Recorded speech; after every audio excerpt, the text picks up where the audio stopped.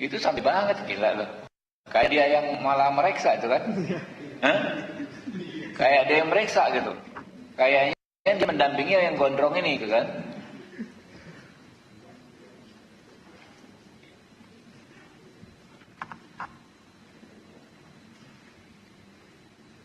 Dan jaketnya tuh harusnya disuruh buka ya.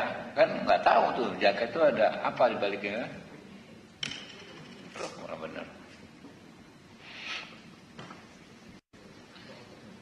Kalau udah siap ngomong ya, bro, Tipiwan. Lu yang janjian, lu yang telat. Nggak apa-apa, telatnya dikit. Gua awalnya terlalu awal tadi.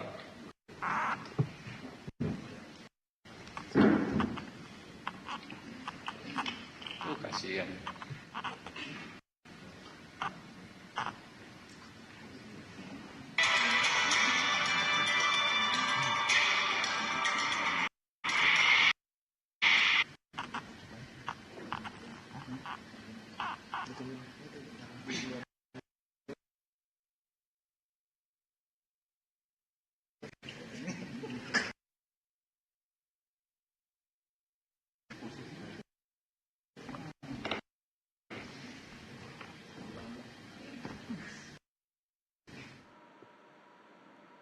Baik, pemirsa, ini adalah terduga pelaku penembakan polisi terhadap polisi yang kami dapat informasi dari jurnalis NTV Mardi Rosa Tanjung di Sumatera Barat bahwa pelaku menyerahkan diri 3,5 jam dari peristiwa penembakan terjadi.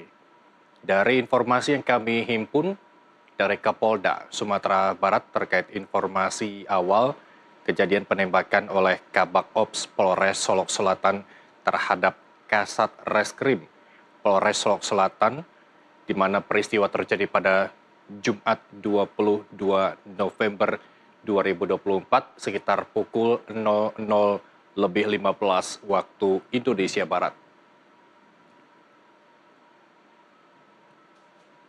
Kami dapat informasi dari video yang kami peroleh dari Komisi 3 DPR bahwa ini merupakan video saat pelaku menyerahkan diri pasca penembakan, di mana lokasi penembakan terjadi di area parkir Polres Solok Selatan, Jorong Bukit Malintang Barat Nagari, Lubuk Gadang, Kecamatan Sangir, Kabupaten Solok Selatan.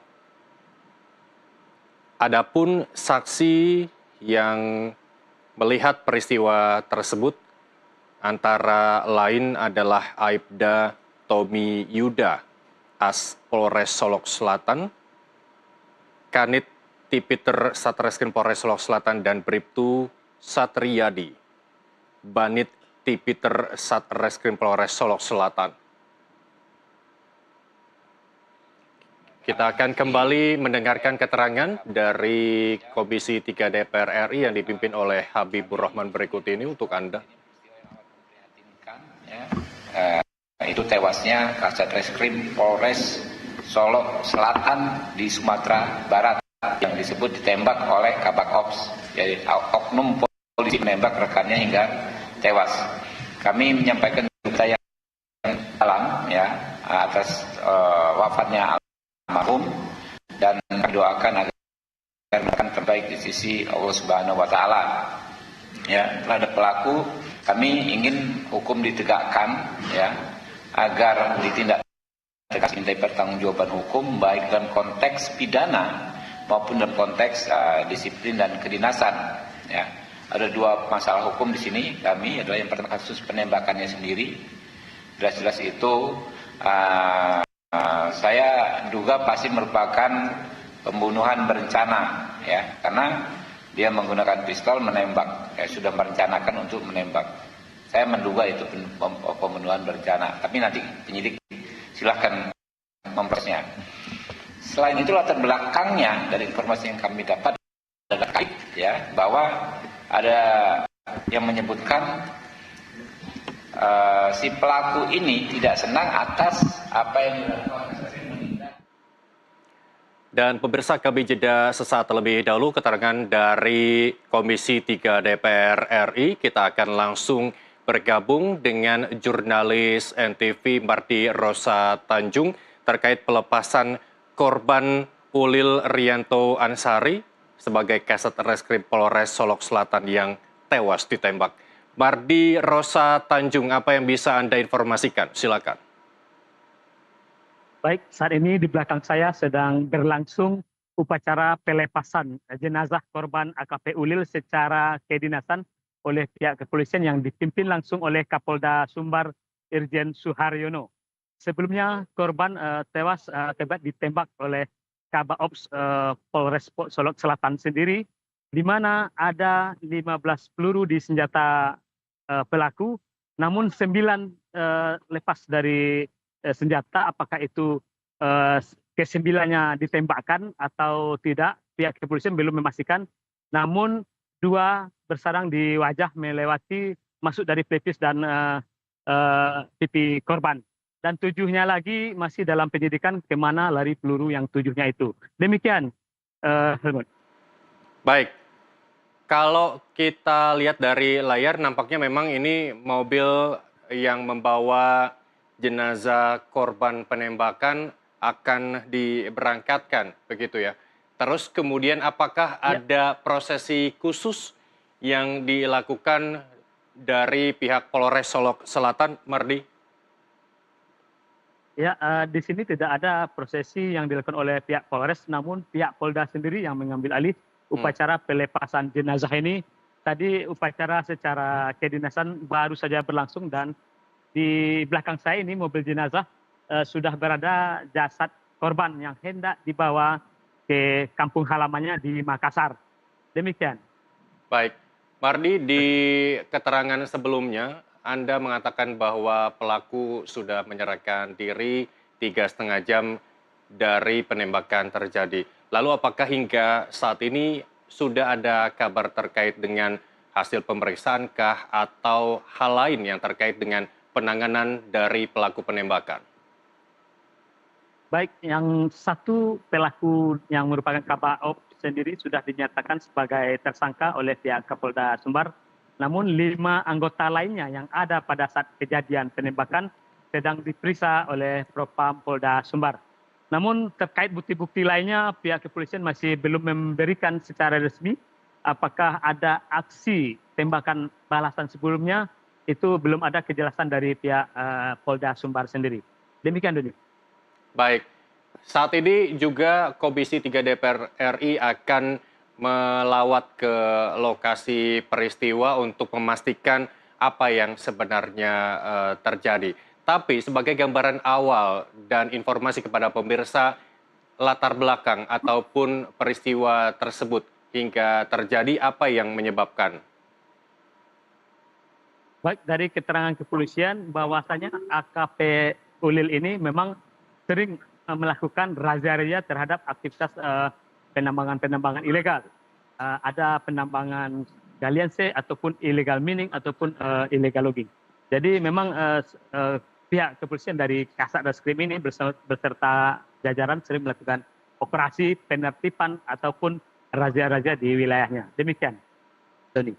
Baik, terima kasih Mardi Rosa Tanjung. Tapi kami akan terus mengupdate informasi dari Anda terkait dengan penanganan yang dilakukan oleh baik dari Polres sendiri maupun Polda terhadap pelaku penembakan terhadap polisi. Kami akan terus mengupdate informasi dari Anda. Terima kasih jurnalis NTV Mardi Rosa Tanjung. Dan kami akan kembali mengajak Anda untuk mendengarkan keterangan dari Komisi 3 DPR yang dipimpin oleh Habibur Rahman berikut ini. Dan kejaksaan juga atau gimana sebetulnya Bang? Ya, teman-teman minta tolong tolong dicermati proses yang berlaku kemarin. Sejak awal, sejak minggu lalu kan, ingat hari Jumat kayak begini saya konfes di sini ya. Kita mengundang pada masyarakat untuk ya karena kami akan menggelar proses fit and proper secara terbuka dan dengan beberapa hal yang merupakan evaluasi dari proses-proses sebelumnya. Kalau sebelumnya terjadi terburu-buru 1 orang hanya fit and proper 1 jam, kemarin kami kasih kesempatan 1,5 jam ya 50% lebih lama daripada yang sebelumnya. Dan teman-teman semua kalau selama 4 hari itu dari pagi sampai malam kawan-kawan lihat ya semua anggota bukan hanya perwakilan akan menginterview. Pemirsa, aksi polisi tembak polisi terjadi di Mapolres Solok Selatan, Sumatera Barat.